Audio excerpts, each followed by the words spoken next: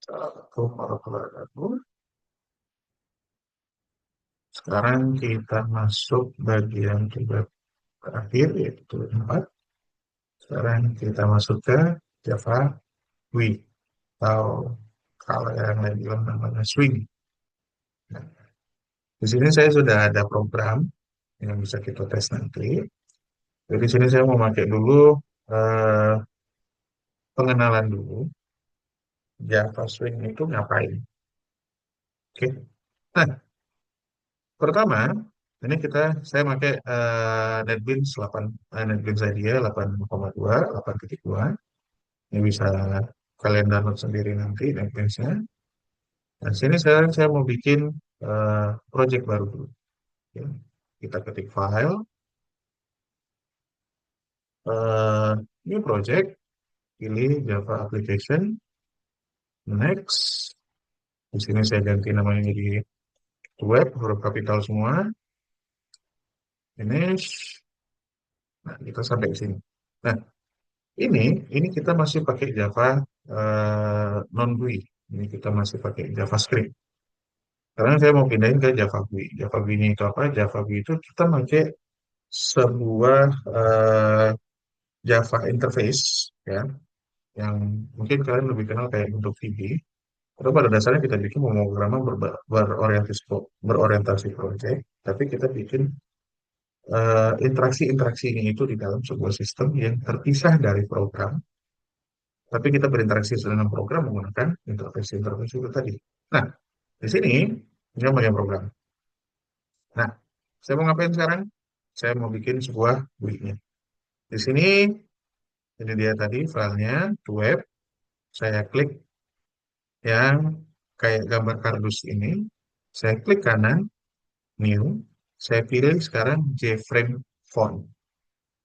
JFrame fontnya, saya klik dulu. Di sini nama kelasnya meminta. Di sini saya bikin jadi T-nya yang huruf besar, to web 4 sesuai dengan jam kita. Finish. Nah, sekarang saya pindah ke halaman yang berbeda. Tapi dengan catatan, walaupun saya memakai halaman yang berbeda, kita masih di dalam proyek yang sama. Eh, yang tadi kemana? Yang tadi ada di sini, source. Di sini. Saya klik source, saya balik ke yang tadi. Tapi source-nya sini udah berubah. Kenapa? Saya bukan pakai yang sederhana lagi, saya sudah pakai yang Java GUI. Udah berbeda. Ya. Jadi sekarang saya pakai desain. Nah, ini sekarang mau ngapain? Sekarang saya mau masuk ke sini. Ini dia swing container. Di sini ada panel, ada scroll panel, ada internal frame, lain-lain, bla bla bla segala macam. Dan ini ada lumayan banyak, ya. Dibagi menjadi bagian-bagiannya ada Java Persistence, ada Java Beans, ada AWT, ada Swing Spiller, ada Swing Window, ada Swing Menu, ada Swing Control. Oke. Eh, Sekarang kita mau pakai apa-apa aja yang ada di Swing.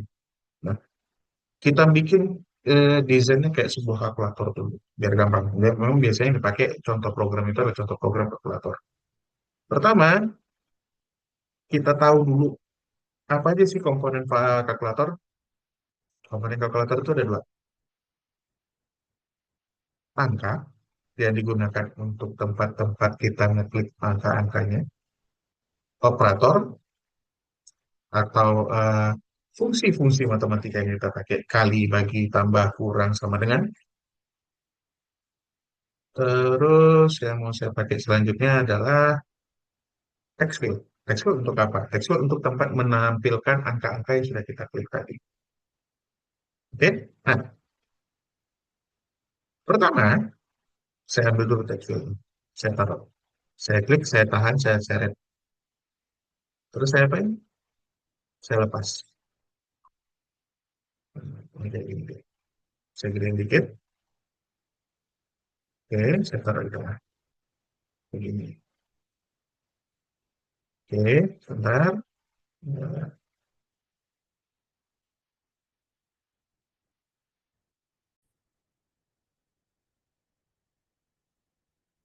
Ini text field, field lagi, terus kita butuh button. Button, saya ambil button, saya lepas di sini. Nah, perhatikan pada saat saya seret dua ini tadi ada JText field 1, JButton 1. Ini fungsinya untuk apa? Menandakan bagian-bagian dari sebuah swing. Dan ini bukan cuma nandain doang. Kenapa saya bilang gitu? Ini kan saya taruh ini dua nih. Sekarang saya balik ke source. Ini kan masih kosong. Saya balik lagi. Saya klik J button dua kali. Ya. Langsung ada private void J button action perform to do add your handling code. Jadi kita mau masukin kode ke dalam si button. Nah, balik lagi ke design. Di button, ini saya klik kanan, saya masukin ke properties. Ada banyak. Di sini ada action. Actionnya mau ngapain? Belum kita setel. Itu nanti actionnya. Di sini background. Warnanya semua saya ganti. Buttonnya. Wah, mana dia? Background. Warna backgroundnya mau saya ganti. Saya ganti jadi warna merah. Oke. Di situ filenya, foregroundnya saya ganti juga. Saya ganti jadi warna merah juga. Oke. Oke. Terus, mana lagi fill. Ada banyak. Oke. Saya mau ganti teksnya di sini juga bisa. Nah, saya close dulu. Ya. Nah, ini coba. Ini hasilnya nanti gimana? Coba saya jalankan tuh. Klik kanan. Klik kanannya diam gue ya. Di sini kan ada dua. Ini Java. Ini yang ada gambar kotak-kotaknya. Klik kanan di sini. Run file.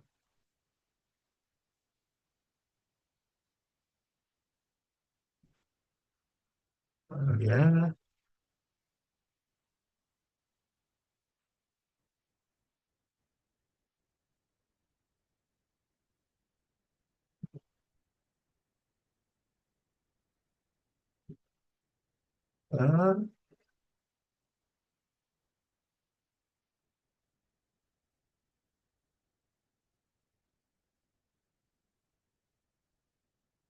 Nah, lihat. Nah, lihat. Ini kenapa kok hilang? Bukan hilang. Tadi saya bikin fontnya juga warna merah, backgroundnya juga warna merah. Jadi dia hilang. Jadi ini ada, inilah dia. Ini tempat kita mau naruhin angka-angka, ini tempat buttonnya. Nah, saya tinggal bikin banyak-banyak lagi. Oke, saya close dulu, ini saya perbaiki dulu.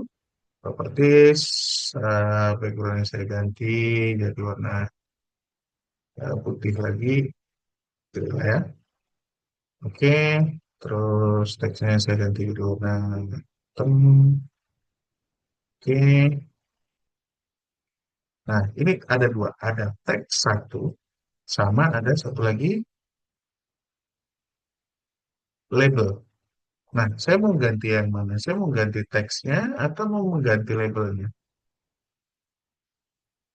Nah, hati-hati kalau mau mengganti teks, ya, teksnya itu saya ganti contoh angka satu, angka satu, close. Nah, maka dia akan jadi satu di sini. Tapi begitu saya klik dua kali, namanya masih tetap J button satu. Kenapa dia masih tetap J button satu? Karena ini cuma merubah tampilan, bukan merubah variabel. Jadi begitu saya klik ini dua kali, ini masih J button namanya. Tapi ada lagi nanti berbeda. Contoh, saya bikin yang baru button. Saya taruh lagi di sini, ini saya ganti. Nah, ini juga sama, properties juga. Tapi kalau misalkan ini kelihatan agak lebih kecil, kalian bisa lakukan gini, properties, control. Ini saya ganti menjadi angka 2. Oke, terus saya ganti lagi propertiesnya. Jabatan 2 saya ganti di bawah.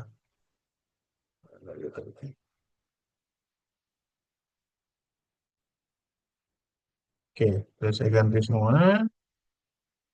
Kita close, saya klik dua kali.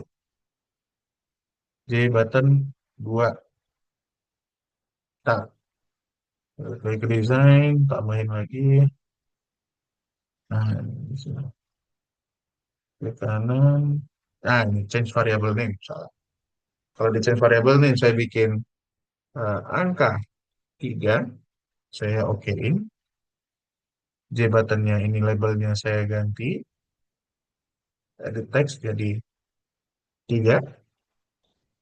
Nah, sekarang kita lihat. Ini tadi masih saya sudah ganti, dia masih J button. Sedangkan ini saya sudah ganti nama variabel dan saya sudah ganti label. Sekarang kita lihat apa namanya? Angka 3. Jadi nanti kalau misalkan kalian sudah bikin swingnya, sudah kalian taruh, kalian bingung mana yang mana satu, nggak usah kaget. Kenapa kok berubah? Tadi saya nggak rubah, tapi tiba-tiba berubah. Nggak usah kaget, itu memang sudah fitur otomatisnya. Dan kalau kalian bingung dia yang mana satu, kalian tinggal klik aja angka satu atau angka 2 atau angka 3, terus pergi ke kiri bawah. Nah, nih, di sini semua yang sudah swing-swing, fungsi swing yang kalian pakai sudah ada di sini terdaftar. Jadi ini tinggal dicek aja. Atau kalian mau nggak mau yang ini, kalian bisa pakai di sini, bisa juga. Textual saya klik 2 kali. Oh, oke. Nah, terus di sini eh, klik lagi ke desain. Saya kita masukin kodenya di sini ya, udah gampang-gampang aja, langsung aja di sini. Sekarang permasalahannya kita mau ngecek contoh program. Nah, eh, kalau kita mau ngecek contoh programnya, kita masuk ke sini. Kebetulan udah ada program yang sudah saya bikin. Nah, ini kita melakukan proses penghitungan gaji karyawan.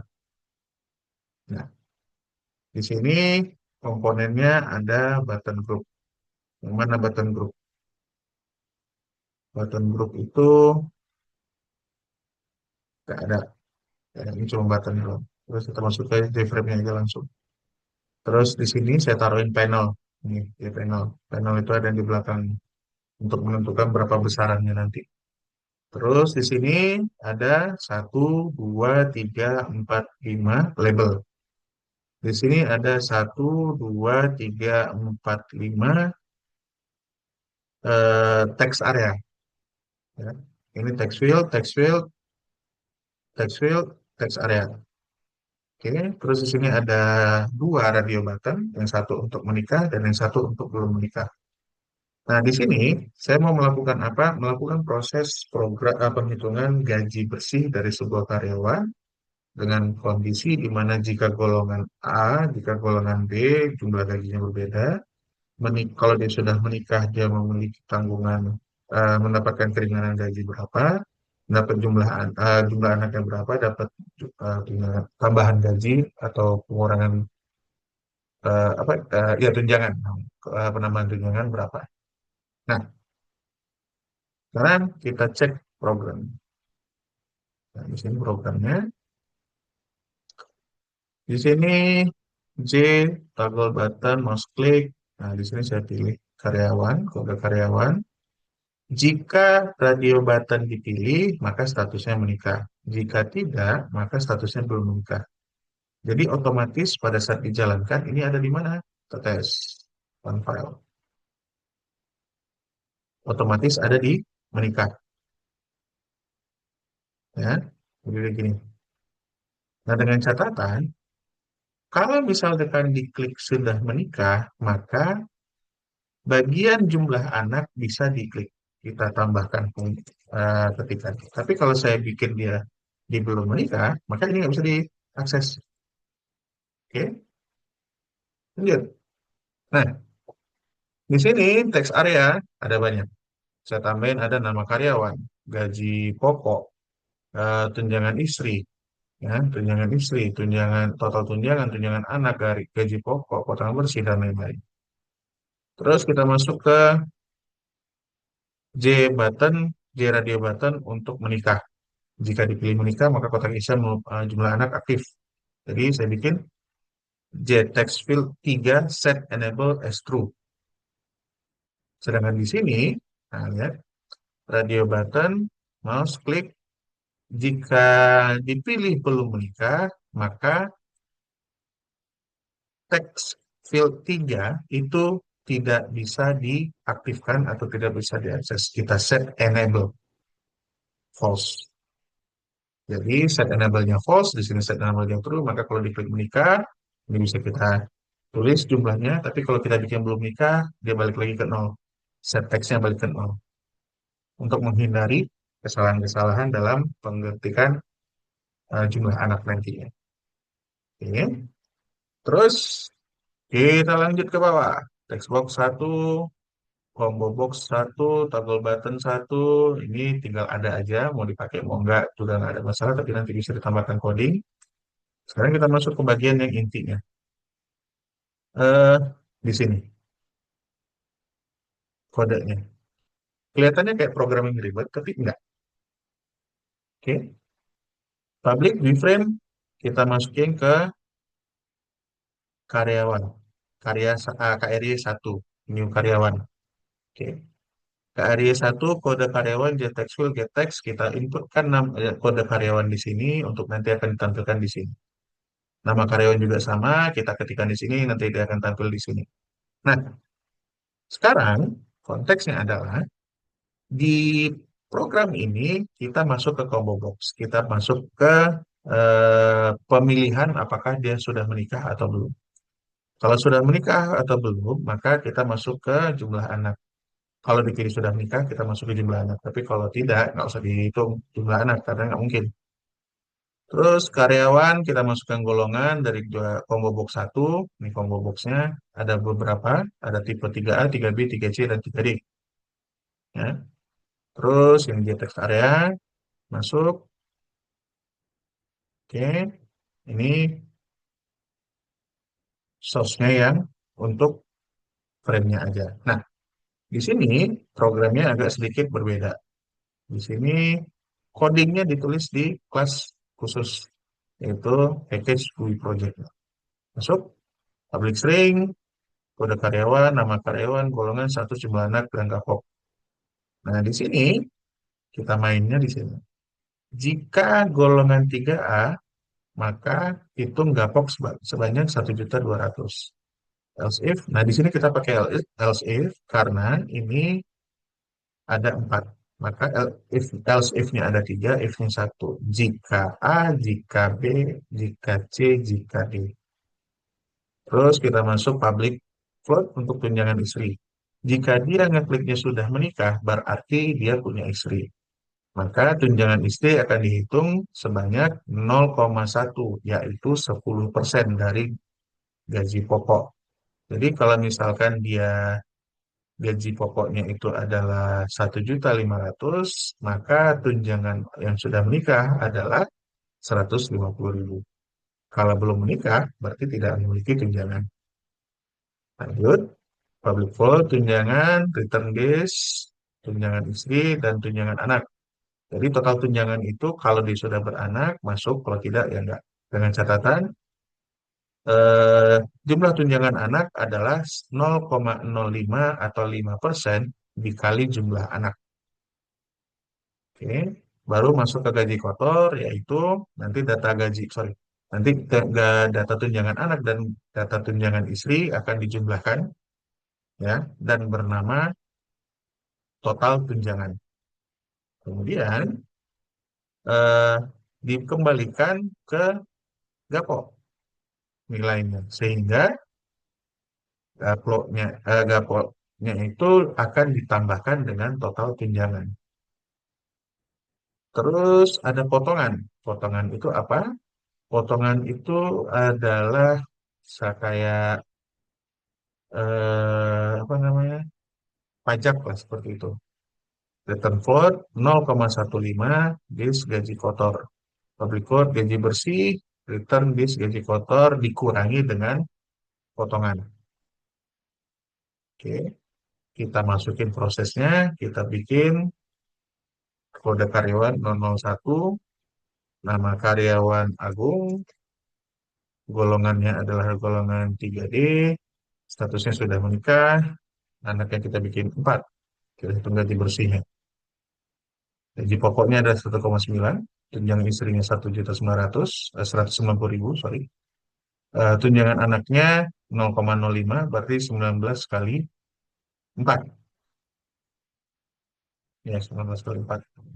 Maksimalnya cuma hanya 3 kayaknya. Nah, ya, yang dihitung cuma 3. Lebih dari itu anak nggak dihitung lagi. Oke, balik. Total tunjangannya adalah 570.000. Ya, pas 570.000. Gaji kotornya adalah 2.470.000. Dengan potongannya adalah 37.370.500, sehingga gaji bersihnya adalah 2.999.500 rupiah. Nah, ini yang disebut dengan nama Java GUI. Kita bikin programnya di mana, kita pakai programnya di mana. Ini yang disebut dengan nama PBO, ya, pemrograman berorientasi objek. Ini kalau mau kita bahas benar-benar lagi, ini potensinya besar. Terus kalian bisa bikin program, hampir program apapun menggunakan Java GUI, dengan catatan kalian bisa menggunakan algoritma apapun yang bisa kalian pikirkan atau mengimplementasikan proses apapun yang kalian pikirkan dan masukkan ke dalam, ya. Dan ini kita bukan cuma buat aplikasi doang, kita bisa bikin game juga di Java GUI, ya. Ada game yang bisa dipakai untuk sorry, ada game yang bisa dibuat menggunakan Java GUI, dan itu ada banyak. Untuk lebih lengkapnya, mungkin kalian nanti bisa masuk ke yang namanya GitHub. Di sana ada banyak. Jadi nanti tinggal dicoba aja. Di situ ada di situ ada banyak bentuk program GUI yang bisa kalian pakai. Ya. Kalau gitu kita akhiri sampai sini. Terima kasih waktunya. Assalamualaikum warahmatullahi wabarakatuh.